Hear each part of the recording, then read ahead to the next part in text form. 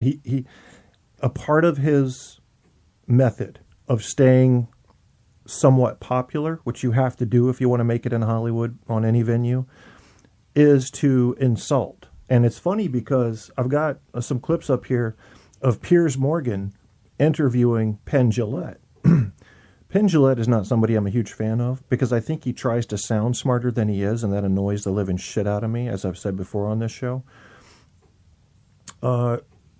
He was a magician. And suddenly, he goes from being a magician to being a worldwide philosopher. And he got his angle, and he even admits it during this interview, of doing the bullshit show and negotiating with Showtime by basically provoking people, taking the most popular beliefs that cannot be necessarily proven and shoving that back in people's faces. And that's the active way of doing it. I know Stabby would be a fan of this. I'm not really a fan of it. But I cannot let you forget, if I'm going to do this show, or even write books, if I go into nonfiction stuff, I can't let you forget that thinking and evidence is important. Because if you just decide to accept things blindly, without evidence, without thinking, you're going to be led. Wherever they want to lead you, you really will be a sheep in that case. You're being told something by someone who has no evidence, that is trying to get you to do a certain thing. Maybe it's because it's their genuine belief. Maybe it's because they've got less, more, I don't know. But you know what I mean. So anyway, we've got, you heard him get into the description about the problem with the popular concept of Christianity, and this could be spread across about all the religions.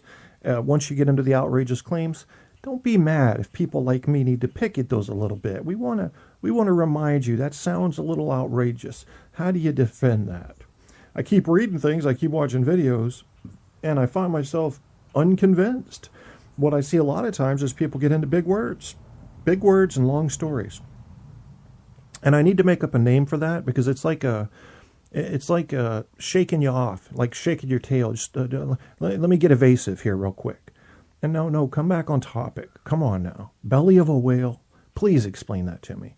Well, this guy does it a little bit better than me. So let's hear how he describes the problem with faith. Sure, and he is coming from an atheistic. All you need is faith in Jesus, and your soul will be saved. On the surface, it seems simple enough.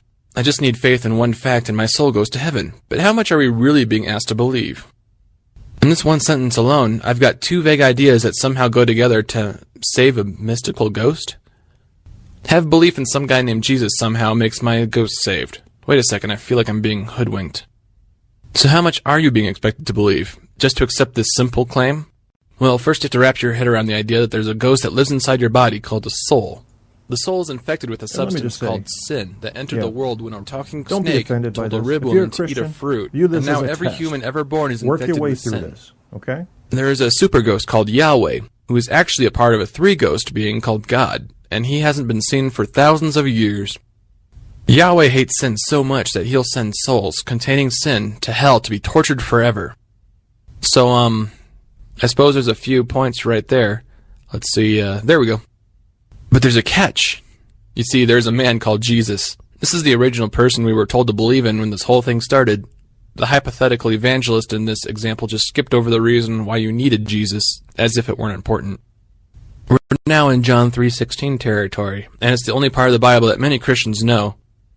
What the evangelist fails to tell you is anything useful, and same goes with plucking John 3:16 out of its context. You see, you can't just believe there was a man named Jesus that existed.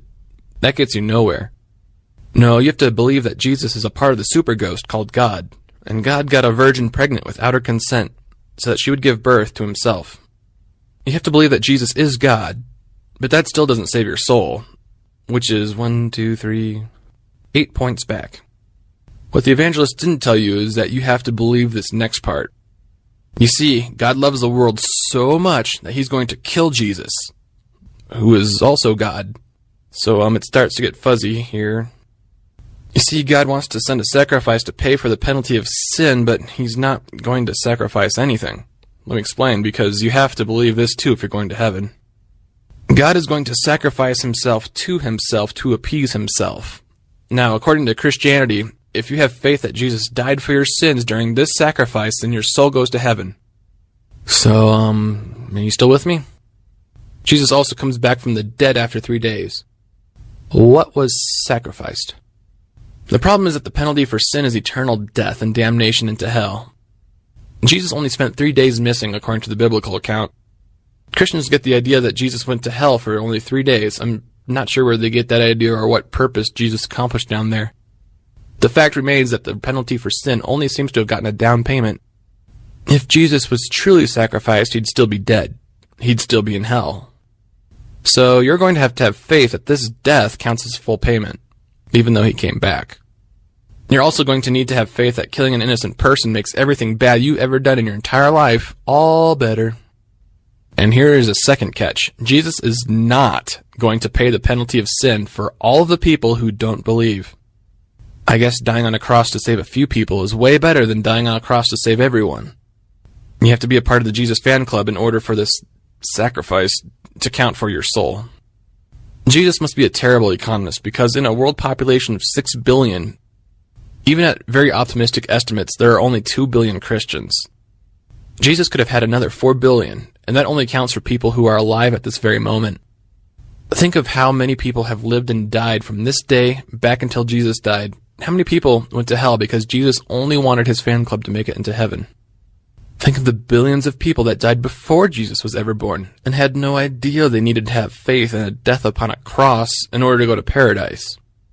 Think of the trillions upon trillions of dogs, cats, fish, birds, insects, fungi, plants, reptiles, amphibians, bugs, mollusks, worms, single-celled organisms, and all other life on earth that will go to hell because it is incapable of understanding such concepts as sin and soul and God and redemptive sacrifice through scapegoating.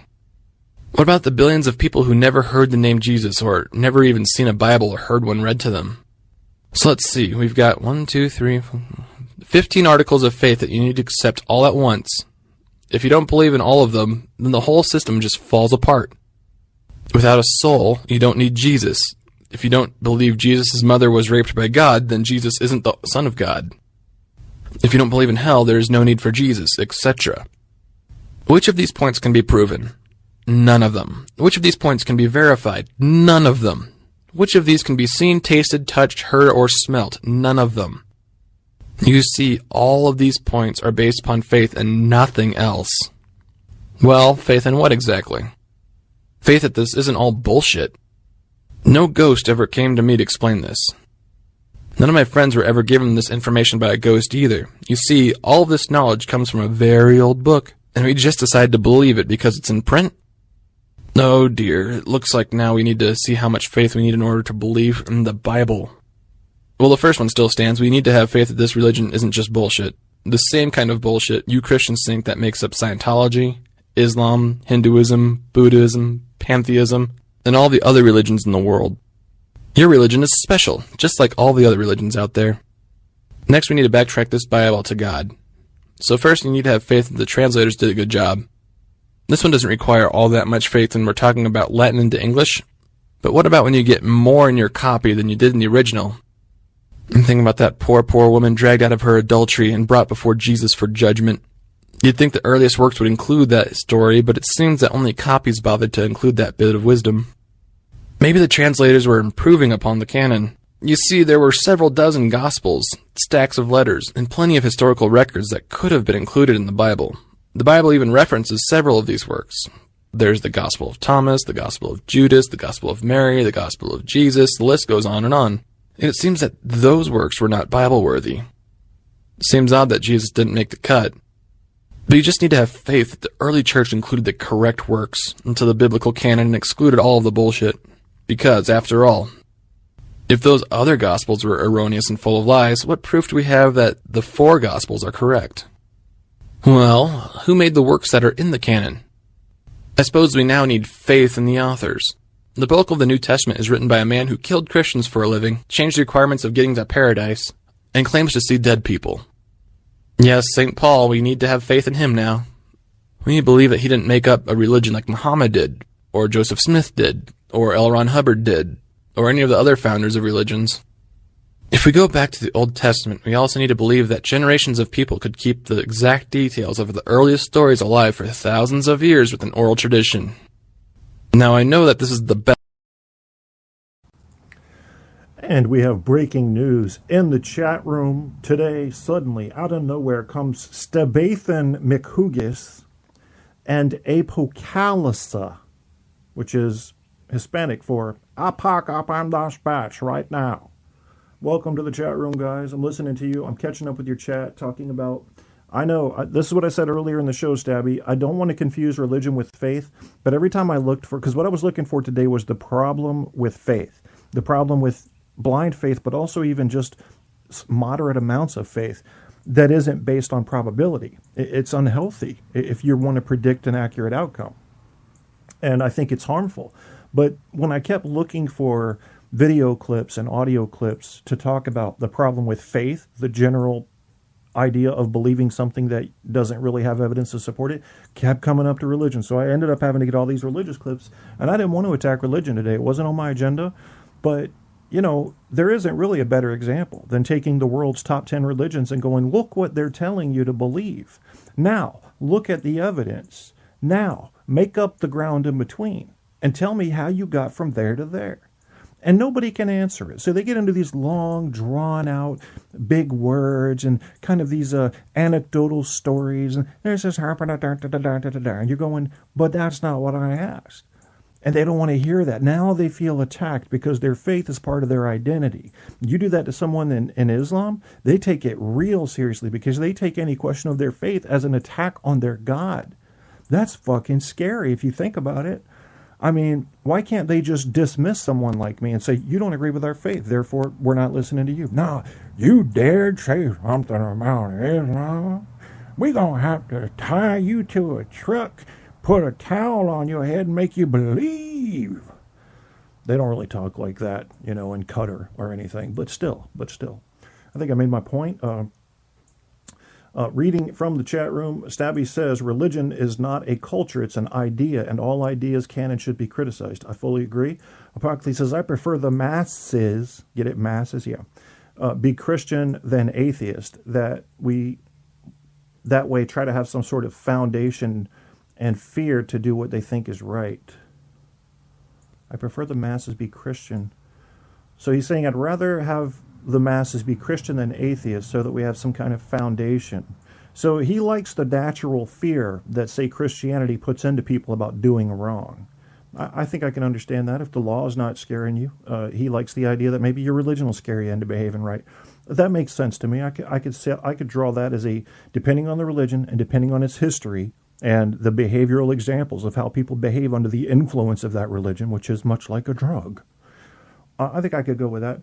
Stab says Christians need that fear. If you talk to them and they say shit like, without God, what is your reason not to rape and murder whomever? Yeah, that's a problem. Because I believe that we can be without religion and still with morals. My grandpa used to say, you do the right thing because it is right. He didn't say you do the right thing because God will punish her if you don't do the right thing. He's going to put you in a pit of fire for eternity because you're fucked up. And I don't believe for a second that a God would put us on this planet, and we're so imperfect. We're not just imperfect, we're fucked up. If you consider what a perfect human being might be like, one that always behaves morally correct in ways that does not harm and only helps others, fucking A, we're fucked up. So he's going to put a broken machine on this planet and then tell it to live like a perfect machine, and if it doesn't, it gets tortured forever. Who would create beings just to torture some of them because they didn't think right?